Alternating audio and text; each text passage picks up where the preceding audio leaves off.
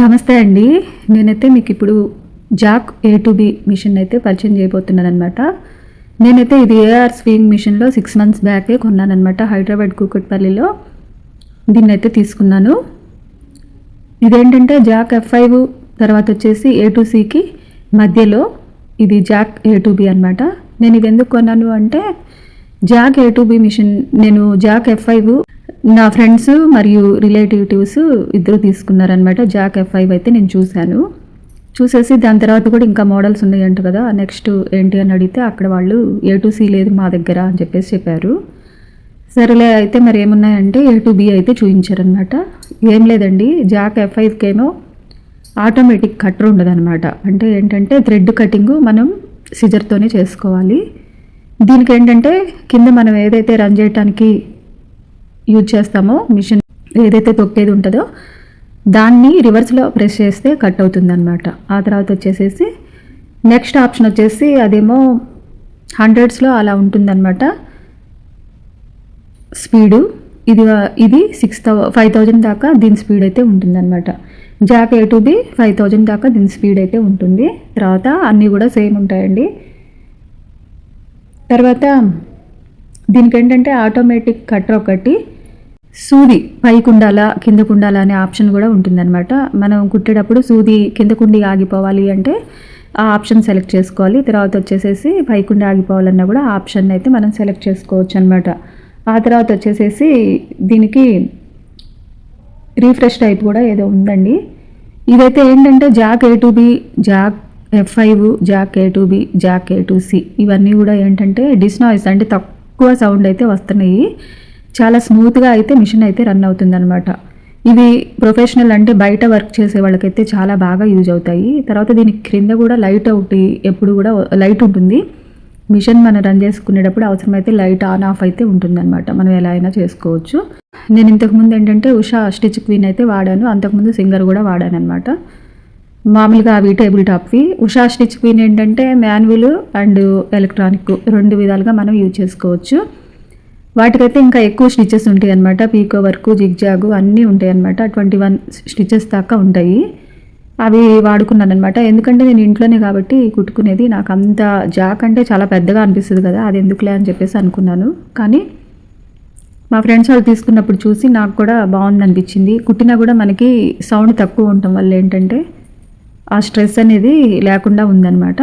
చాలా స్మూత్గా స్పీడ్ కూడా మనం ఎంత కావాలంటే అంత పెట్టుకోవచ్చు. ఎంత స్పీడ్ పెట్టుకున్నా కూడా మన చెయ్యి మూవ్ అయ్యే విధంగానే మిషన్ అయితే రన్ అవుతుంది అనమాట. ఆ విధంగా నాకైతే చాలా స్మూత్గా చాలా బాగుంది. ఇదైతే కుట్టిన ఫీలింగ్ కూడా రావట్లేదు అని చెప్పేసి తీసుకున్నాను అనమాట. స్టార్టింగ్ అయితే అమ్మో ఇంట్లోకి ఇంత పెద్ద మిషన్ నాకు అవసరమా అనుకున్నాను. కానీ తర్వాత ఏమనిపించిందంటే నాకు ఆల్రెడీ 15,000 పెట్టి ఇంతకుముందు ఉషా స్టిచ్ క్వీన్ కొన్నా కదా, అది ఒకసారి రిపేర్ వచ్చిందండి. తర్వాత 2 times రిపేర్ వచ్చాక మళ్ళీ స్ట్రక్ అయిపోతుంది, ఇంకా వద్దని చెప్పేసి అనుకున్నాను. మళ్ళీ అదే ఎందుకు ఇది ట్రై చేద్దామని చెప్పేసి A2B అయితే నేను తీసుకున్నా. నాకైతే చాలా హ్యాపీగానే ఉంది. కాకుండా ఏంటంటే టేబుల్ టాప్ అవి వాడే వాళ్ళకి అన్ని స్టిచ్చెస్ ఇందులో ఉండవు కాబట్టి ఓన్లీ ఒక రన్నింగ్ స్టిచ్చే వస్తుందండి. దీనికి ఏమీ రాదు.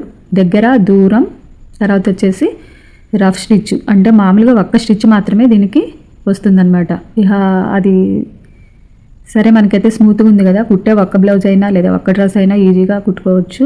ఇంకా ఇవన్నీ ఎందుకులా అని చెప్పేసి తెచ్చుకున్నాను. ఏఆర్ స్వింగ్ మిషన్ వాళ్ళు నాకు అది ఉషా స్టిచ్ క్వీన్ ఎక్స్చేంజ్ చేసుకొని ఇదైతే ఇచ్చారనమాట. దానికి ఎంతో తగ్గించలేదండి, తక్కువ తగ్గించారు. ఇదైతే 24,500 అయితే చెప్పారు. స్టెబిలైజర్ మళ్ళీ జాక్ మిషన్ వాళ్ళదే 1,500 2,000 తీసుకున్నారనమాట. మళ్ళీ వాళ్ళు ఏంటంటే ఏఆర్ స్టిచ్ క్వీన్ వాళ్ళు లోకల్ అయితే మేము వచ్చేసి ఫిట్ చేస్తామని చెప్పారు. మేము లోకల్ కాదండి ఆంధ్ర సైడ్ అని చెప్పేసి అనేసరికి మీరు చేయించుకోండి అని చెప్పేసి చెప్పారు. ఇక్కడ మామూలుగా మిషన్లు సేల్ చేసేవాళ్ళు డీలర్స్ వాళ్ళు ఉంటారు కదా, అట్లనే స్టిచ్చింగ్ మిషన్ ఫిట్ చేయడానికి కావాలండి అంటే ఒకరు వచ్చి వాళ్ళు 500 అయితే తీసుకున్నారు. తీసుకొని దీన్ని అయితే చక్కగా ఫిట్ చేసేసారు.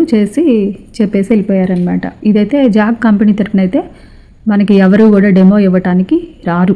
అదే సింగర్ కానీ వీటిల్లోనే వేరే ఏదైనా తీసుకుంటే మనకి డెమో ఇస్తారు. నెక్స్ట్ వచ్చేసేసి దీనికి ఏదైనా ప్రాబ్లం అయినా కూడా వాళ్ళు కంపెనీ తరపునే మనకి ఇంటికి వచ్చి చేస్తారు.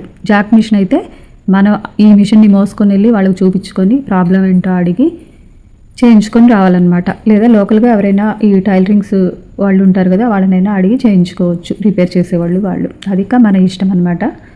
దీనికి స్టెబిలైజర్ అయితే జాక్ మిషన్ వాళ్ళదే 2000 పెట్టి నేనైతే తీసుకున్నాను. నెక్స్ట్ వచ్చేసి మిషన్ అనమాట. ఇదైతే నాకు చాలా బాగా నచ్చింది. అయితే ఏంటంటే దేనికైనా ప్లస్ మైనస్ 2 ఉంటాయి. ఇందులో ఏంటంటే రకరకాల కుట్లు అయితే ఉండవు, ఓన్లీ ఒక కుట్టే ఉంటుంది. తర్వాత వచ్చేసి దీనికి ఆయిలింగ్ చేయాల్సిన అవసరం అయితే మనకు ఉండదు. 1 లీటర్ ఆయిల్ మనం అయితే ఒకసారి వేసేసామంటే అడుగున ఒక బాక్స్ లాగా ఇస్తాడు, దానికి లిమిట్ ఇస్తాడనమాట. మీడియము, లో, హై 3 ఉంటాయి. హై వరకు మనం పోసేసి ఉంచుకుంటే బాగా కుట్టే వాళ్ళకైతే తొందరగా అయిపోతుందేమో 2-3 నెలలకి. ఇంట్లో స్టిచ్ చేస్తున్నాం కాబట్టి మాకైతే ఇప్పటికీ ఆయిల్ అలాగే ఉంది, సగం వరకే అయిందనమాట. అది అయిపోయాక మనం దాన్ని చక్కగా క్లీన్ చేసుకొని మళ్ళీ ఆయిల్ ఫిల్ చేసేసుకోవాలి. ఆటోమేటిక్గా మిషనే ఆయిల్ని తీసుకుంటుంది అనమాట. అందుకనే మనకి ఎక్కడ కూడా ఎటువంటి సౌండ్ కూడా రాదు. తర్వాత వచ్చేసి నేను ఇంకా ఇంతకుముందు మిషన్కి తెప్పించిన ఈ లైట్ ఉంది కదా, అదొకటి ఫిట్ చేసుకున్నాను ఊరికే ఎక్స్ట్రా లైటింగ్ కోసం. నెక్స్ట్ వచ్చేసి దీంట్లో కూడా ఇప్పుడు మనకి జాక్ మిషన్కి కానీ ఇట్లా ఇండస్ట్రియల్ మిషన్స్కి రకరకాల ఫుడ్స్ అయితే వాడుతున్నారనమాట. ఆ ఫుడ్స్ ఏంటంటే చక్కగా రకరకాలుగా ఉన్నాయి అనమాట. అయితే ఈ జాక్ మిషన్ కొన్న దగ్గర నేను పైపింగ్ చేసేవి కూడా అడిగి తెచ్చుకున్నాను అనమాట. లెఫ్ట్ రైట్ వాళ్ళ దగ్గరే ఇచ్చారు, 2 కలిపి 150 ఏమో ఇచ్చారు. ఈ మిషన్ కొన్నప్పుడైతే నాకు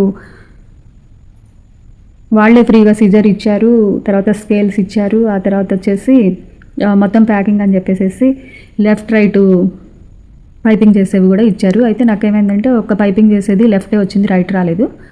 సో మళ్ళీ నేను పంపించి వాళ్ళ దగ్గరే లెఫ్ట్ రైట్ పైపింగ్ చేసేవి తెప్పించుకున్నాను. ఆ తర్వాత ఆన్లైన్లో ఫోల్డింగ్ చేసి కుడతాం కదా మనం, పీకో వర్క్ లాగా అనుకోండి. మేబీ మనం మామూలుగా ఎలక్ట్రానిక్ మిషన్స్లో పీకో వర్క్ ఎలాగైతే ఉంటుందో అట్లా అనమాట. ఫోల్డింగ్ చేసేటటువంటి చీర అంచులు కానీ లేదా ఏదైనా సరే బోర్డర్స్ కుట్టుకోవాలి అన్నప్పుడు ఇదేంటంటే ఈక్వల్గా మనకి చక్కగా స్టిచ్ అయితే వస్తుందన్నమాట. అదొకటి తీసుకున్నాను. లెఫ్ట్ రైట్ పాదాలు ఒకటి తీసుకున్నాను. ఆ తర్వాత వచ్చి టీ టైపు ఫూట్ ఒకటి తీసుకున్నాను అనమాట. అదేంటంటే టీ టైప్ది మనం సెంటర్లో పెట్టుకుంటే నార్మల్ స్టిచ్ వస్తుంది.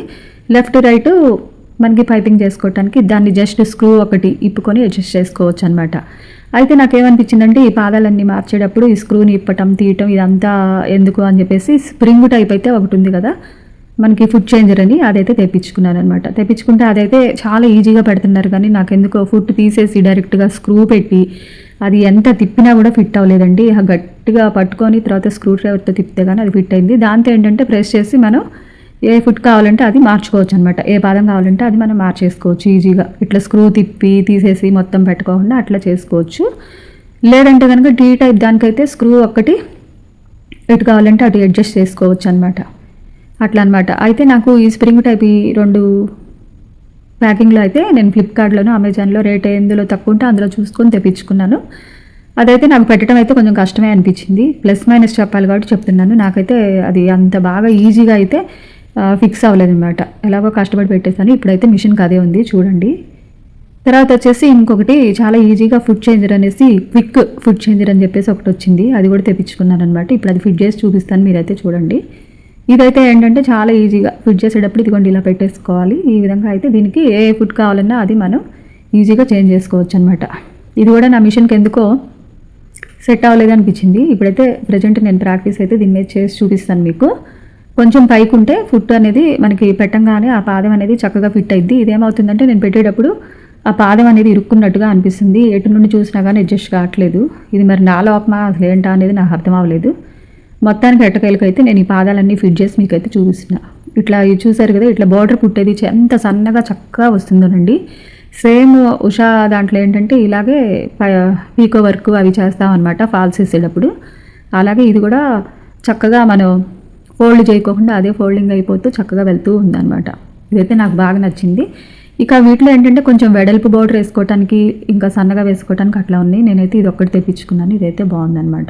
తర్వాత మీకు పైపింగ్ వేసేవి కూడా నేను అటు ఇటు చూపిస్తాను, లెఫ్ట్ రైట్, అది కూడా చూడండి. ఆ తర్వాత వచ్చేసి టీ టైప్ది కూడా చూసేయండి. నాకైతే ఈ మిషన్ వల్ల మంచిగానే అనిపించింది. ఏమి ప్రమోషన్స్ అట్లేం కాదు, మామూలుగా నేనైతే మీ అందరితో షేర్ చేసుకుందాము. ఒక వస్తువు కొన్నాము అంటే దాని మీద రీసెర్చ్ అనేది ఖచ్చితంగా చేయాలన్నమాట.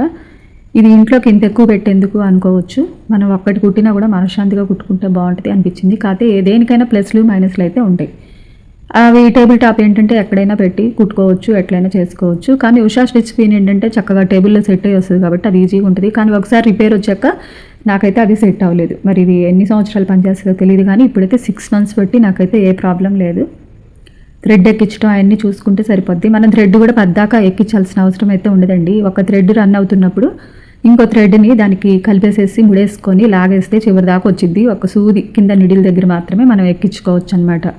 ఇవన్నీ కూడా ఏంటంటే ప్రాక్టికల్గా ప్రాక్టీస్ మీద మనకైతే అర్థమవుతాయి అన్నమాట. తర్వాత వచ్చేసి సూది కిందకి పెట్టుకోవటం, పైకి పెట్టుకోవటం, స్పీడు ఇవన్నీ ఉంటాయి. ఆటోమేటిక్ కట్టర్ అనేది నాకు డెమో చెప్పిన అతని మట్టుకి పద్దాక యూజ్ చేస్తే తొందరగా పాడయ్యే ఛాన్స్ ఉంటుందండి అని చెప్పేసి అని అన్నాడు. అందుకని నేను అది ఎక్కువగా యూజ్ చేయట్లేదు. చిన్న సిజర్ పెట్టుకొని కట్ చేసుకుంటూ ఉంటానన్నమాట. రోజు మనం యూజ్ చేసుకోవచ్చు, మరి ప్రాబ్లం ఏమొస్తుందో తెలీదు. తర్వాత వచ్చేసి దీనికి ఏంటంటే స్టెబిలైజర్ మట్టికి ఖచ్చితంగా యూజ్ చేయాలి. లేదంటే దానికి మదర్ బోర్డు ఉంటుందంట, అది పోతే మట్టికి 6,000-7,000 దాకా ఖర్చు అవుతుంది అని చెప్పారు. అందుకని మనకి ఎప్పుడు కూడా ఎర్త్ సరిగ్గా ఉన్నా లేకపోయినా కానీ ఈ మదర్ బోర్డ్ అనేది రిపేర్ వచ్చిందంటే ఈ మిషన్లు ఎందుకు పనికిరావండి. వాటికి మళ్ళీ మనం 6,000-7,000 ఖర్చు పెట్టే బదులు స్టెబిలైజర్ ఒకటి కొనుక్కుంటే బెస్ట్. నేనైతే తెలియక జాక్ మిషన్ వాళ్ళ దగ్గర 2,000 పెట్టి తీసుకొచ్చా, కానీ విడిగా అయితే మనకి వీగాడు అవన్నీ కూడా తక్కువలోనే దొరుకుతున్నాయి కదా ఆన్లైన్లో, అవి కూడా తెప్పించుకోవచ్చు. అది మనకి ఎలా అవైలబుల్ ఉంటే అలా తెప్పించుకొని స్టెబిలైజర్ అయితే యూజ్ చేయొచ్చు. ఇంకోటి ఏంటంటే మాది స్టెబిలైజరు తెచ్చాక 1 monthకి ఆగిపోయింది. నేను మళ్ళీ వాళ్ళకి ఫోన్ చేసి అడిగి ఏఆర్ స్వింగ్ మిషన్ వాళ్ళని అదేంటి మీరు ఇట్లా తీసుకున్నారు, వారంటీ ఉంది కదా అంటే పంపించండి మేడం అన్నారు. పంపిస్తే నాకు ఆ స్టెబిలైజర్ అయితే వాళ్ళు రీప్లేస్ చేశారండి. చేసేసి మళ్ళీ కొత్తగా అయితే ఇచ్చారనమాట. పైపింగ్ కానీ తర్వాత జిగ్ జాగ్ కానీ అన్నీ చాలా చక్కగా వస్తున్నాయి. దీని మీద చాలా చక్కగా మనం యూజ్ చేసుకోవచ్చు. ఒక్కొక్కసారి నాకు ఇంత పెద్ద మిషన్ అవసరమా అనిపిస్తుంది, కానీ నీట్గా సైలెంట్గా చక్కగా స్ట్రెస్లెస్గా మనం ఒక మిషన్ని రన్ చేసాము అంటే, ఒక బ్లౌజ్ కుట్టిన ఫీలింగ్ రాకుండా చక్కగా చేసుకున్నాము అంటే దానికి అది చాలా మంచిదనే అర్థం. నాకైతే ఇది చాలా బాగా నచ్చింది అనమాట. మీ అందరికీ ఇష్టమైన కంపెనీస్కి వెళ్ళండి. జాక్ మిషన్ అయితే ప్రాబ్లం ఏం లేదు. సింగర్ కూడా నేను ట్రై చేద్దాం అనుకున్నా, కానీ ఇంకేం చేస్తామో అయిపోయింది కదా. సో మీరు సింగర్ కంటే కూడా జాక్ అయితే చాలా బాగుందని చెప్తున్నారు అందరూ. నేను కూడా వాడుతున్నాను. ఇప్పుడు మా ఫ్రెండ్ తీసుకున్నారని చెప్పాను కదా, ఆమె అసలు డైలీ చాలా బిజీగా ఎప్పుడూ కూడా స్టిచ్ చేస్తూ ఉంటారు మిషన్ అయితే. మా రిలేటివిటీస్ మా ఫ్రెండ్ ఇద్దరు కూడా డైలీ బయట బట్టలు కూడా కుడతారనమాట. వాళ్ళు చాలా బాగా కుడతారు బట్టలు. ఆ బట్టలు కుట్టడానికి వాళ్ళు చాలా ఎక్కువగా దీన్ని అయితే వాడతారనమాట. రోజు ఎక్కువగానే కుడతా ఉంటారు. వాళ్ళకి సాధ్యమైనంత వరకు కుడుతూ ఉంటారనమాట. అంటే బాగా ఎక్కువగానే ఆ మిషన్ అనేది రన్ చేస్తారు. సో వాళ్ళకు కూడా ఇప్పటి వరకు ఏ ప్రాబ్లం లేదు. జాక్ F5 ఇది జాక్ A2B అనమాట. అది నాకు కూడా ఇప్పటి వరకు ఏ ప్రాబ్లము అయితే లేదనమాట. చాలా బాగుంది. అంతేనండి, చూసేయండి. మీకు నచ్చితే లైక్ చేయండి, షేర్ చేయండి, సబ్స్క్రైబ్ కూడా చేయండి. మీకు ఇది లైట్ ఆప్షన్ అన్నీ కూడా నేను వివరంగా చూపిస్తాను, ఒకసారి చూసేయండి.